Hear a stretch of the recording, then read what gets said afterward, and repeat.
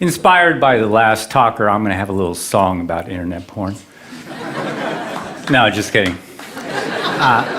The widespread use of internet porn is one of the fastest moving, most global experiments ever unconsciously conducted. Nearly every young guy with an internet access becomes an eager test subject. Canadian researcher Simon Lajeunesse found that most boys seek pornography by age 10, driven by a brain that is suddenly fascinated by sex. Now, users perceive internet porn as far more compelling than porn of the past. Why is that? Unending novelty. In this Australian experiment, it's not mere nudity, but novelty that gets arousal skyrocketing. Subjects watched 22 porn displays. See that spike? That's where the researchers switched to porn the guys hadn't seen before. What happened? Their erections and their brains fired up. Why all the excitement? Mother Nature likes to keep a male fertilizing willing females as long as any new ones are around. In that top line, the ram, he needs more and more time to mate with the same old ewe. But if you keep switching females, the bottom line, well, it's just not the same. He can get the job done in 2 minutes flat and keep going until he is utterly exhausted. This is known as the Coolidge effect. Without the Coolidge effect, there would be no internet porn. This old mammalian program, the Coolidge effect, perceives each novel female on a guy's screen as a genetic opportunity. To keep a guy fertilizing the screen, his brain releases the go-get-it neurochemical dopamine for each novel mate or image. Eventually, the ram will tire, but as long as the guy can keep clicking, he can keep going, and so will his dopamine. With internet porn, a guy can see more hot babes in 10 minutes than his ancestors could see in several lifetimes. The problem is he has a hunter-gatherer brain. A heavy user's brain rewires itself to this genetic bonanza, so his brain becomes associated with this porn harem. Such behaviors that are associated with this are being alone, voyeurism, clicking, searching, multiple tabs, fast-forwarding, constant novelty, shock, and surprise. As one young guy once asked, are we the first generation to masturbate left-handed? Now, real sex, in contrast, is courtship, touching, being touched, smells, pheromones, emotional connection, interaction with a real person. Now, what happens when our guy finally gets with a real mate? Well, researchers don't know much about the effects of internet porn for several reasons. In 2009, when Lajeunesse tried to study porn's impact, he couldn't find any college-age males who weren't using it. So the first serious dilemma is that studies have no control groups. Now, this creates a huge blind spot. Imagine if all guys started smoking at age 10 and there were no groups that didn't. We would think that lung cancer is normal for all guys. Undaunted by his lack of non-users, Lajeunesse asked 20 male students, is internet porn affecting you or your attitudes towards women? Their answer, nah, I don't think so. But they've been using it for about a decade then, pretty much non-stop. This is like asking a fish what it thinks about water. Which brings us to a second problem. Now, researchers haven't asked porn users about the symptoms Zimbardo described in The Demise of Guys. Arousal addiction symptoms are easily mistaken for such things as ADHD, social anxiety, depression, concentration problems, performance anxiety, OCD, and a host of others. Now, healthcare providers often assume that these conditions are primary, perhaps the cause of addiction, but never really the result of an addiction. As a consequence, they often medicate these guys without really inquiring about if they have an internet addiction.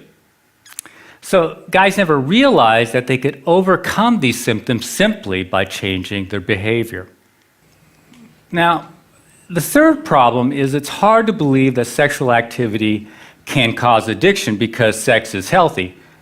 But internet porn is not sex. Internet porn is as different from real sex as today's video games are from checkers.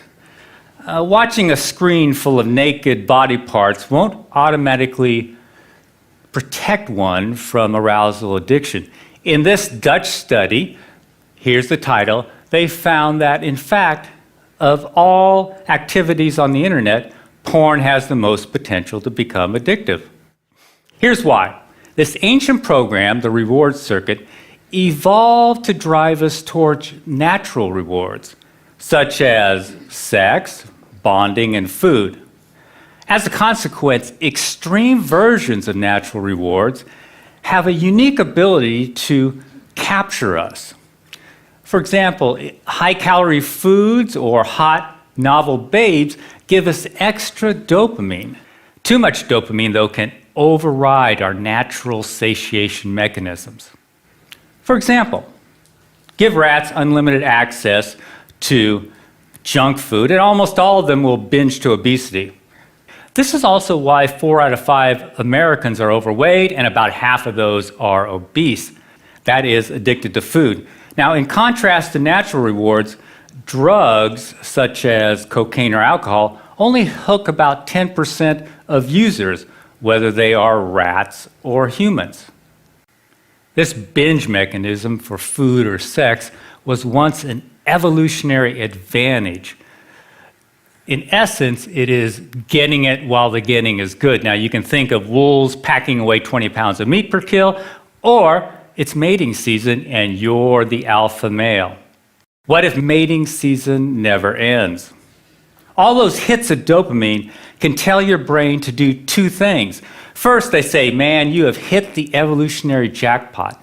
Second, they kick in a molecular switch called delta phos-B. I know it's a fancy word, but dopamine kicks in delta phos-B, and that starts to accumulate in the brain's reward circuit. Now, with excess chronic consumption of drugs or natural rewards, this buildup of delta phos-B starts to alter the brain and promotes a cycle of binging and craving. If the binging continues, the delta phos-B builds up and it can lead to brain changes seen in all addicts. So the dominoes are excess consumption, excess dopamine, delta phos-B, brain changes. One of the first changes is a numb pleasure response. It kicks in, and so everyday pleasures really don't satisfy a porn addict. At the same time, other physical changes in the brain make the brain hyperreactive to porn. Everything else in the porn user's life is sort of boring, but porn is super exciting. Finally, his willpower erodes as his frontal cortex changes. I can't emphasize this enough.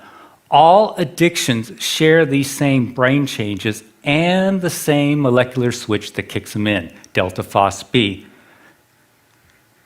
Now, scientists have used brain scans to measure these changes in drug addicts. Up here, these scans show a reduced pleasure response in drug addicts. These and several other changes have also been seen in gambling addicts, food addicts, very recently in video game addicts, and now in internet addicts. I apologize for filling up this slide with brain studies. Just notice the dates, but I want you to know that they exist. So far, all brain research points in only one direction. Constant novelty at a click can cause addiction. Now, we know this because when scientists examined former internet addicts, they found that these brain changes were reversing themselves. Unfortunately, none of these studies isolate porn users, but they do include them. Here's the game changer. At last, we have a group of guys who are no longer using internet porn. That's right, heavy users are voluntarily giving it up by the thousands. These guys are the missing control group in the great porn experiment. They're showing experts what changing one single variable can do. I call it the resurrection of guys, as opposed to the demise of guys. Now, before I continue, you probably want to know why any porn-loving guy in his right mind would give it up. 2 words: erectile dysfunction. Internet porn is killing young men's sexual performance. Now, Zimbardo said young guys are flaming out with women. This survey by Italian neurologists confirms what we have witnessed over the last few years. Now, sexual enhancement drugs often stop working for these guys if they ever did, because the problem isn't below the belt where Viagra works, nor is the problem really psychological. It's due to physical changes in the brain, those addiction-related changes. Their numb brains are sending weaker and weaker signals to their bananas. As Dr. Foresta says, it starts with lower reactions to porn sites, then there is a general drop in libido, and in the end, it becomes impossible to get an erection. There are 3 takeaways from this. First, Foresta is describing a classic addiction process: gradual desensitization. Second, internet porn is qualitatively different from Playboy. Widespread youthful ED has never been seen before. And finally, ED is often the only symptom that gets these guys' attention. The question is, what less obvious symptoms are they missing? Most don't figure that out until after they quit. Here's a guy in his late 20s. I've been to psychologists and psychiatrists for the last 8 years, have been diagnosed with depression, severe social anxiety, severe memory impairment, and a few others. Have tried Effexor, Ritalin, Xanax, Paxil, dropped out of 2 different colleges, been fired twice, used pot to calm my social anxiety. I've been approached by quite a few women, I guess due to my looks and status, but they quickly flew away due to my incredible weirdness. I've been a hardcore porn addict since age 14. For the last 2 years, I've been experimenting and finally realized that porn was an issue. I stopped it completely 2 months ago. It has been very difficult, but so far incredibly worth it. I've since quit my remaining medication. My anxiety is non-existent. My memory and focus are sharper than they've ever been. I feel like a huge chick magnet, and my ED is gone too. I seriously think I had a rebirth, a second chance at life. This is why pockets of guys are appearing all over the web: bodybuilding sites, sports sites, pickup artist sites, wherever men congregate. In essence, they are seeking a neurochemical rebirth. Here's a group on Reddit.com who call themselves Fapstronauts. Fapping is slang for solo sex, but what they really mean is giving up porn. They've added about 2,000 members since I captured this picture a month ago. This movement to unhook from porn is growing rapidly. In fact, groups are springing up all across the web and in Europe too. But there is a bizarre fly in the ointment. Guys in their early 20s aren't regaining their erectile health as quickly as older guys. How can a 50-year-old get his mojo back quicker than a 20-something? The answer, even though older guys have been using porn a whole lot longer, they didn't start on today's internet porn. Now, we know this is a key variable because the older guys didn't start having sexual problems until after they got high-speed internet. Now, today's young teens start on high-speed internet when their brains are at their peak of dopamine production and neuroplasticity. This is also when they are most vulnerable to addiction, but there's another risk.